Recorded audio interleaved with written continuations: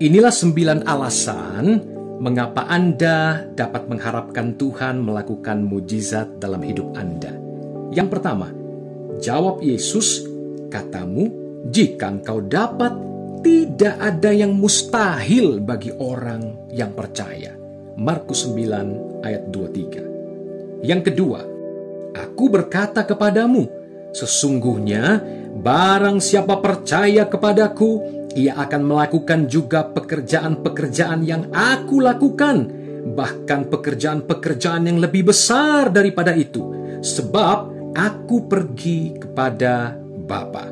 Yohanes 14 ayat 12. Yang ketiga, dan apapun juga yang kamu minta dalam namaku, aku akan melakukannya, supaya Bapa dipermuliakan di dalam Anak. Yohanes 14 ayat 13. Yang keempat, jika kamu meminta sesuatu kepadaku dalam namaku, aku akan melakukannya. Yohanes 14 ayat 14. Yang kelima, bagi Dialah yang dapat melakukan jauh lebih banyak daripada yang kita doakan atau pikirkan, seperti yang ternyata dari kuasa yang bekerja di dalam kita. Efesus 3 ayat 20. Yang keenam, sesungguhnya sekiranya kamu mempunyai iman sebesar biji sesawi saja, takkan ada yang mustahil bagimu. Matius 17 ayat 20. Yang ketujuh, dan lagi aku berkata kepadamu, jika 2 orang daripadamu di dunia ini sepakat meminta apapun juga, permintaan mereka itu akan dikabulkan oleh Bapakku yang di sorga. Matius 18 ayat 19. Yang kedelapan, dan Allah telah menetapkan beberapa orang dalam jemaat, pertama-tama sebagai rasul, kedua sebagai nabi, ketiga sebagai pengajar, selanjutnya mereka yang mendapat karunia untuk mengadakan mujizat, untuk menyembuhkan, untuk melayani, untuk memimpin, dan untuk berkata-kata dalam bahasa roh.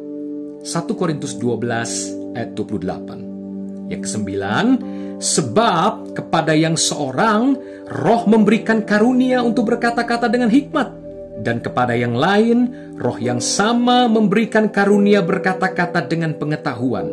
Kepada yang seorang roh yang sama memberikan iman, dan kepada yang lain ia memberikan karunia untuk menyembuhkan. Kepada yang seorang, roh memberikan kuasa untuk mengadakan mujizat. Dan kepada yang lain, ia memberikan karunia untuk bernubuat. Dan kepada yang lain lagi, ia memberikan karunia untuk membedakan bermacam-macam roh.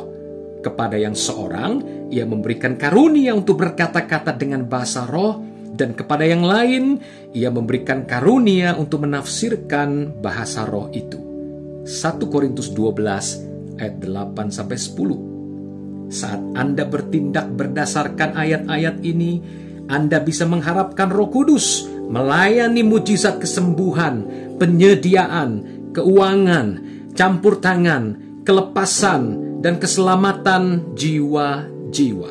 Bahkan tidak ada dosa, kedagingan, dan kuasa setan yang sanggup untuk menentang kuasa dari firman Tuhan yang hidup. Tuhan sedang melayani kebenaran-kebenaran ini ke dalam hati Anda untuk membuat engkau mengerti bahwa manusia hidup bukan dari roti saja, tetapi manusia hidup dari segala yang diucapkan Tuhan.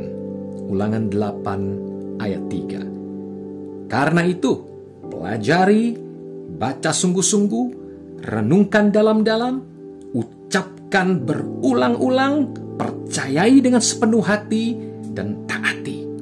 Anda akan melihat kuasa firman Tuhan menghidupkan Anda. Tuhan Yesus memberkati.